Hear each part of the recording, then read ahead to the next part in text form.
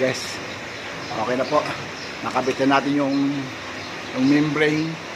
Ay siya, nakabit na. Wala siyang wala siyang leak. So, check naman natin ito kung anong nangyayari. So, wala naman shutdown. Okay naman. So, guys, dito nyo makikita kapag pagka marumi ng membrane. Ito po siya. Ito yung gauge na yan. Ito malakas na naman. Puno naman ang ating aming production ngayon ng tubig. So, ito guys, dito makikita pagka marumi ng membrane. Mahina na siya. So ngayon, nasa 5 na naman yan. Malakas na yan.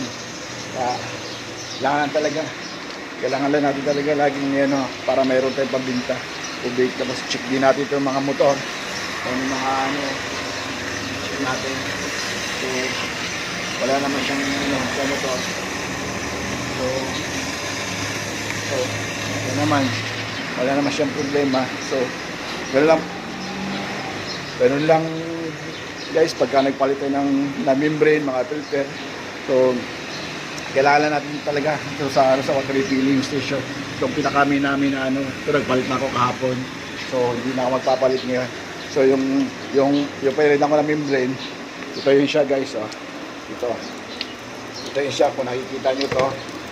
Ito po yung pinakamahal. Ito po, mahal po ito siya, Voltron. Siguro nasa 9,000 ito ang isa nito. Kaya huwag po titipirin.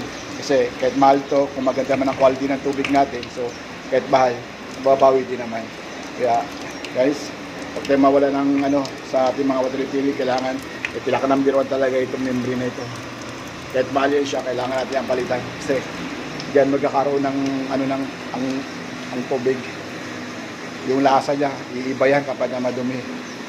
Lasa niyan. Kaya pinimaintain ko yung pagpapalit lagi ng membrane. Mga filter, kailangan lagi. Everyday yan, papalit tayo ng filter. So, guys, salamat po sa pagpapanood. Huwag niyo pong kalimutan i-follow ang aking page and i-like nyo and i-share nyo po. God bless you all. God bless.